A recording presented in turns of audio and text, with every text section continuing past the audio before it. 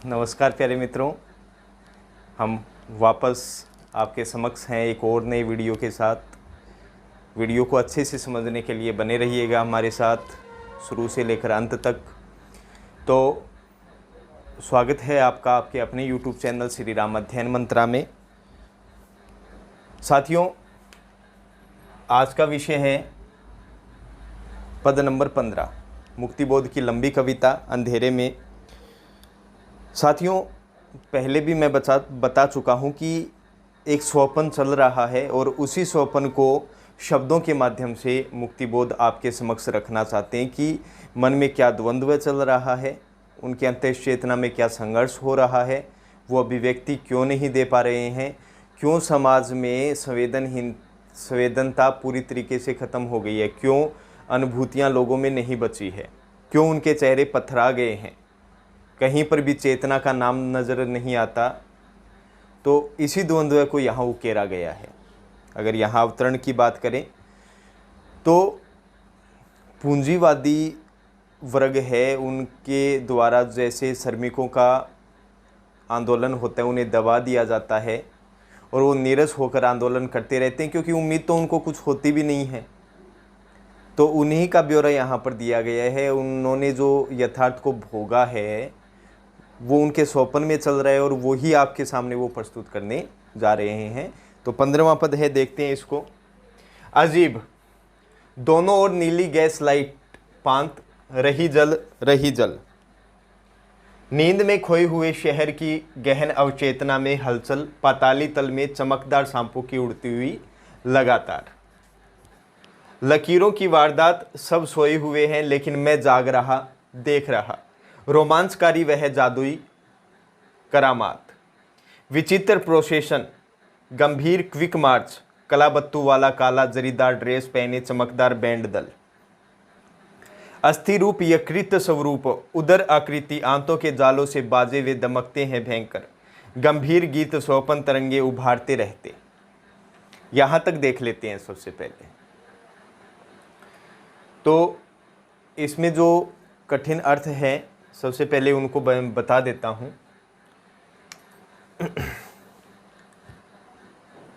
तो यहाँ पर अजीब का मतलब विचित्र हो जाएगा, कोई खास बात नहीं है। अब देखो, पाताली तल क्या है? इसका अर्थ है गहन।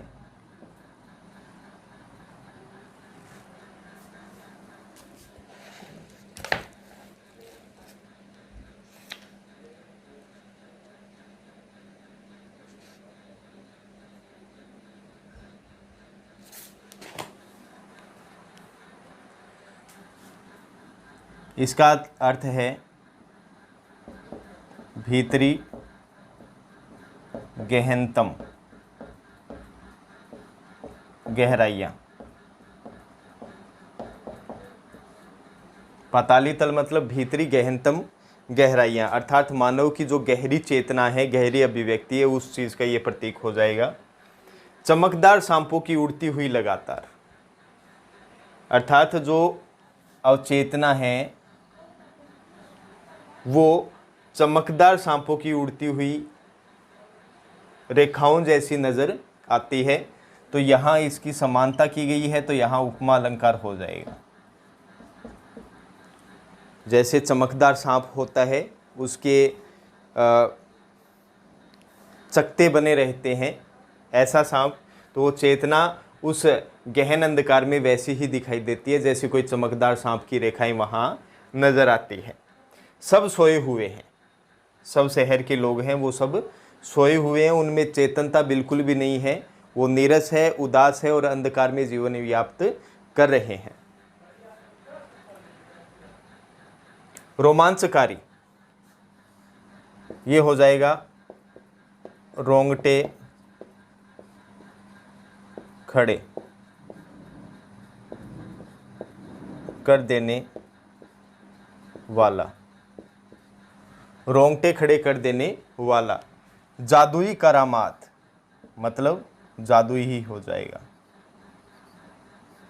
क्या हो जाएगा? जादू। प्रोसेशन का मैंने अर्थ बताया था आपको, जुलूस। गंभीर गहन, क्विक मार्च का मतलब जल्दी जल्दी चलना। कलाबत्तू ये है सोने चांदी के तारों से बना वस्त्र, के तारों से बना वस्त्र, ये हो जाएगा कलाबत्तू। ठीक है। काला जरीदार ड्रेस पहने चमकदार बैंड दल। अस्थि रूप, अस्थि रूप का मतलब क्या हो जाएगा? हड्डियों का ढांचा,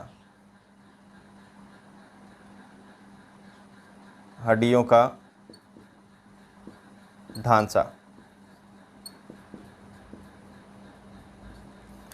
यकृत प्लीहा एक रोग, प्लीहा का अर्थ क्या हो जाएगा? एक रोग। उदर आकृति पेटों की आकृति, पेटों का आकार। आंतों के जालों से बाजे वे दमकते हैं भयंकर। अब देखो यहाँ से आ गया। अब उनके जो बाजे हैं जिनसे संगीत उठता है, ध्वनि उत्पन्न होती है, वो किसके समान है? आंतों के जालों के समान है। तो यहाँ क्या हो जाएगा? उपमा अलंकार।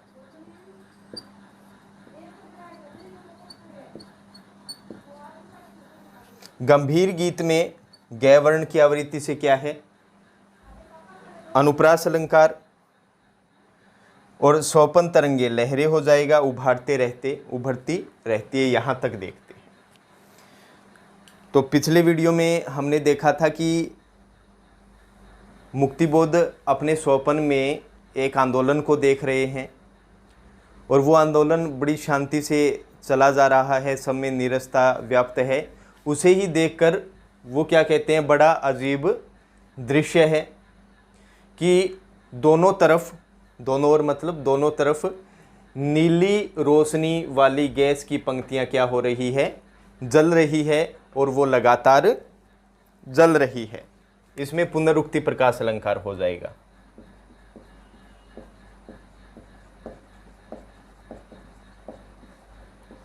जल रही है, जल रही है। तो दोनों ओर क्या है कि नीले रोशनी की गैस की पंक्तियां जल रही है और जो सारा शहर है वो नींद में, सारा शहर वो पूरी तरीके से नींद में खोया हुआ है। और उनकी जो गहरी क्या है? चेतनता है, वो भीतरी गहनतम गहराइयों में ऐसी नज़र आती है जैसे कोई चमकदार सांपों की उड़ती हुई रेखाएं नज़र आती है। ऐसी वो घटना घटित होती हुई सी नज़र आती है। वारदात का अर्थ क्या होता है? घटना। ठीक है। तो क्या है कि सारा शहर पूरी तरीके से क्या है? नींद के अंदर खोया हुआ है, अर्थात सबके अंदर चेतना है ही नहीं। सब क्या है? अचेतन अवस्था में है। सब क्या है? अचेतन अवस्था में, गहरी अचेतन अवस्था में है। और उन्हीं के, उनके हृदय के भीतर जो रंच मात्र भी चेतना है, अर्थात थोड़ा बहुत भी प्रकाश है, वो उनकी भीतरी गहनतम गहराइयों में ऐसा लगता है जैसे कोई चमकदार सांपों की उड़ती हुई क्या दिखाई देती है? रेखाएं दिखाई देती है। ऐसी वो घटना नजर आती है। सब सोए हुए हैं, सब नींद में सोए हुए हैं, परंतु मैं जाग रहा हूं, मैं जाग रहा हूं और मैं जागते हुए देख रहा हूं वह रोंगटे खड़े कर देने वाला जादुई दृश्य, जादुई दृश्य मैं देख रहा हूं। विचित्र प्रोसेसन, अरे यह तो क्या है? कोई अनोखा ही जुलूस है। क्यों? क्योंकि इसमें वो गंभीर क्विक मार्च, अर्थात गंभीरता से वो चलते चले जा रहे हैं। कलाबत्तू वाला काला जरीदार ड्रेस पहने चमकदार बैंड दल, और जो बैंड का समूह है उन्होंने कलाबत्तू वाला काले रंग का, या कह सकते हैं सोने चांदी के तारों से बना हुआ जरीदार ड्रेस, चमकदार ड्रेस उन्होंने पहन रखा है। अस्थि रूप यकृत स्वरूप उदर आकृति, उनके पेटों का जो आकार है वो हड्डियों का ढांचा है, अर्थात भूखमरी का शिकार है। ये प्रतीक किसका हो जाएगा? भूखमरी का। भूखमरी, शोषण, उत्पीड़न का प्रतीक।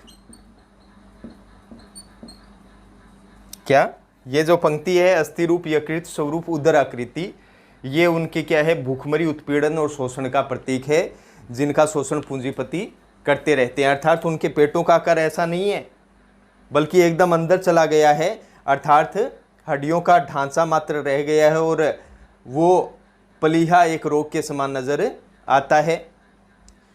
उनके चमकते हुए भयंकर बाजे आंतों के जालों के समान नजर आते हैं और वो एक स्वप्निल गंभीर तरंगे और गीत उत्पन्न करते हुए उभारते हुए नजर आते हैं। या कह सकते हैं कि वो भयंकर दमकते हुए बाजे, चमकते हुए बाजे हैं, वो स्वप्निल तरंगों का गंभीर गीत उभारते हुए नजर आते हैं। तो यहाँ तक साथियों ये तो समझ में आ गया होगा आपको। अब चलते हैं नेक्स्ट। ध्वनियों के आवृत मंडराते पथ पर बैंड के लोगों के चेहरे मिलते हैं मेरे देखे हुओं से। लगता है उनमें कई प्रतिष्ठित पत्रकार इसी नगर के, बड़े बड़े नाम अरे कैसे शामिल हो गई इस बैंड दल में। उनके पीछे चल रहा संगीन नौकों का चमकता जंगल, चल रही पदचाप तालबद्ध दृगपांत, टैंक दल, मोटरार, आर्टिलरी सनद, धीरे धीरे बढ़ रहा जुलूस भयावना, सैनिकों के पथराए चेहरे, चिड़े हुए, झुलसे हुए, बिगड़े हुए गहरे। शायद मैंने उन्हें पहले भी तो कहीं देखा था, शायद उनमें मेरे कई परिचित भी थे। तो मित्रों, इन पंक्तियों के माध्यम से मुक्तिबोध ने जो उन्होंने क्रांतिकारी घटना देखी थी, जब फैक्ट्री के श्रमिकों को जला दिया गया था, उनका शोषण किया गया था, उन्हीं की चर्चा यहाँ पर की गई है। और वो कह रहे हैं कि जब मैंने, अर्थात उन्होंने पहले भी मैं कह चुका हूँ कि वो भोगे हुए यथार्थ का निरीक्षण करते हुए वो स्वप्न में ये सब चीज़ें अपने को बता रहे हैं, हम लोगों को बता रहे हैं। तो उन्होंने जब वो उस हड़ताल को देखा था, उस हड़ताल में बहुत सारे पत्रकार भी थे जो किसका पक्ष ले रहे थे? सिर्फ पूंजीपतियों का, फैक्ट्री वालों का पक्ष ले रहे थे। और जो श्रमिक क्या कर रहे थे? हड़ताल कर रहे थे, उनमें मेरे भी बहुत सारे परिचित थे, लेकिन उन्हें क्या कर दिया गया था? जला दिया गया था। और उस हड़ताल को रोकने के लिए टैंक दल वहाँ पर था, मोटरार वहाँ पर थी, तोप दल वहाँ पर था, और उसमें जो सैनिक थे उनके चेहरे क्या थे? झुलसे हुए थे। वो मतलब कहने का वो मजबूरी में हड़ताल को रोक रहे थे, उनका मंतव्य नहीं था कि, और कहने का मतलब पूंजीपतियों के साथ सब था। और वही यहाँ पर बयां हो रहा है सब। वो स्वयं ये कह रहे हैं कि बैंड के लोगों के चेहरे मिलते हैं मेरे देखे हुए से। अर्थात मैंने जब ये घटना घटित हुई थी, मेरे समक्ष हड़ताल हुई थी, मजदूरों को मार दिया गया था, आज वही बैंड के लोग जो आज मेरे स्वप्न में चल रहे हैं, शायद उनको मैंने वहीं देखा था और वो वही हैं। तो ये यहाँ पर बताना चाहते हैं। और मैंने पहले भी कहा था कि वो भोगा हुआ यथार्थ बता रहे हैं। तो कठिन अर्थ इसका क्या हो जाएगा? आवृत का अर्थ होता है भंवर, हवा का झोंका होता है ना। और इसके अलावा प्रतिष्ठित विशेष पत्रकार का मतलब पत्रकार आप जानते हैं। संगीन का मतलब हथियार, हथियारों की नोकी हो जाएगी। और चमकता जंगल, तो यहाँ रूपक अलंकार हो जाएगा। जो हड़ताल के अंदर, बैंड दल के अंदर जो हथियारों की नोकों का हथियार वहाँ चल रहे थे, उनको किसका रूप दिया गया है? जंगल का रूप दिया गया है। जैसे पेड़ों से जंगल बनता है, उसी प्रकार सैनिकों ने क्या ले रखे थे? नोकदार हथियार ले रखे थे। तो वो एक प्रकार का संगीनों का जंगल लग रहा था। पदचाप का मतलब क्या होता है? चलने की ध्वनि, चलने की ध्वनि। चलते वक्त पैरों से उत्पन्न जो ध्वनि होती है उसे कहते हैं तालबद्ध। ताल के साथ, दीर्घ पांत लंबी पंक्ति। टैंक दल मोटरार, ये तो आप जानते ही हैं, एक छोटी मिसाइल का रूप होता है। आर्टिलरी, इसका अर्थ होता है तोप दल। सनिध का अर्थ होता है साथ में। धीरे धीरे में पुनरुक्ति प्रकाश अलंकार आ जाएगा। भयावना, भयावना का अर्थ हो जाता है भयानक, भय उत्पन्न कर देने वाला। भयावना का मतलब भय उत्पन्न कर देने वाला।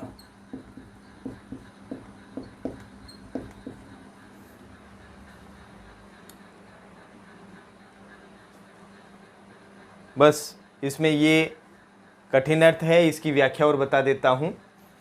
तो अब जो बैंड दल चल रहा है और उनके बाजों से जो ध्वनियाँ उत्पन्न हो रही है, उनके भंवर है वो रस्तों पर मंडराते हुए नजर आ रहे हैं। अर्थात उनसे उत्पन्न जो ध्वनि है, उनकी ध्वनि के झोंके हैं वो रास्ते पे मंडराते हुए नजर आते हैं। अर्थात वो शब्द और सुनाई दे रहे हैं। बैंड के लोगों के चेहरे मिलते हैं मेरे देखे हुए से। ऐसा लगता है कि जो ये बैंड दल मेरे सामने से जा रहा है और उनमें जो सम्मिलित लोग हैं, उनमें सम्मिलित मजदूर हैं, उन सब लोगों को शायद मैंने पहले भी देखा है, क्योंकि वो फैक्ट्री में वारदात हुई थी, वही सौपन में चल रही है, अवचेतन से चेतन में आ रही है और वो अपनी धीरे धीरे अभिव्यक्ति कर रहे हैं। लगता है उनमें कई प्रतिष्ठित पत्रकार इसी नगर के, और उस बैंड दल के अंदर बहुत बड़े बड़े पत्रकार भी सम्मिलित है, उनको भी शायद मैंने देखा है।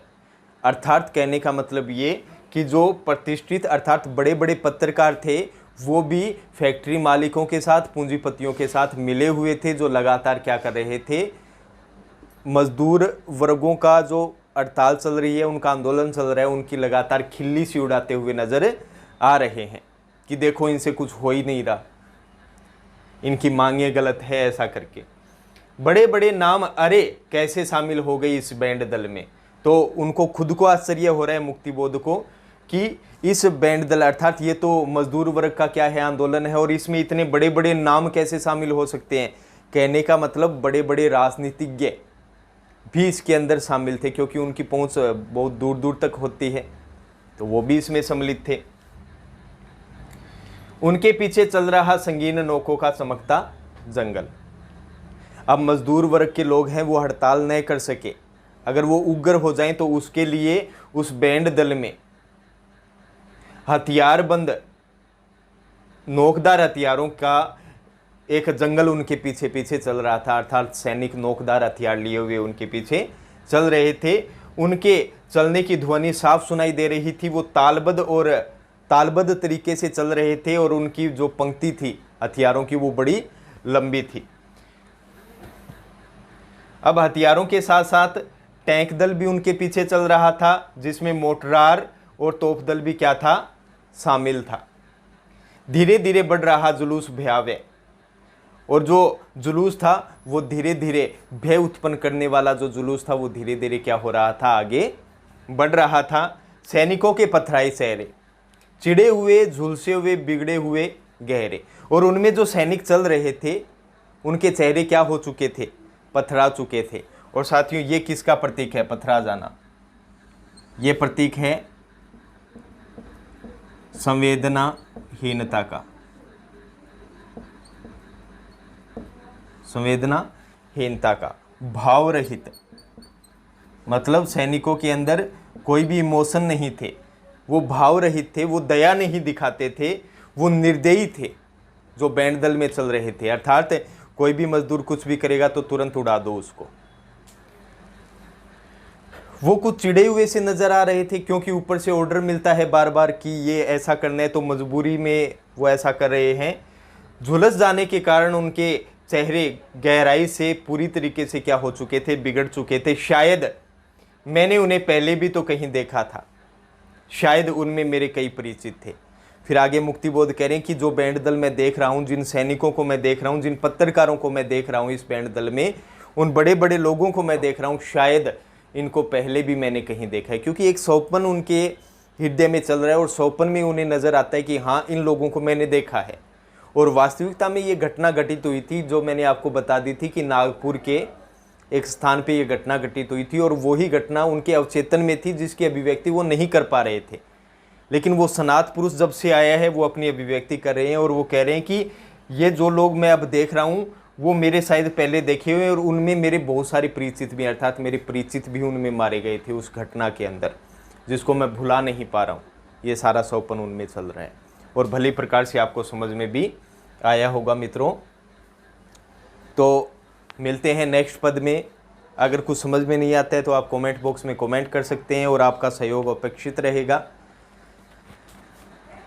तो इसी के साथ श्री राम अध्ययन मंत्रा को इजाज़त दीजिए। जय हिंद, वंदे मातरम साथियों।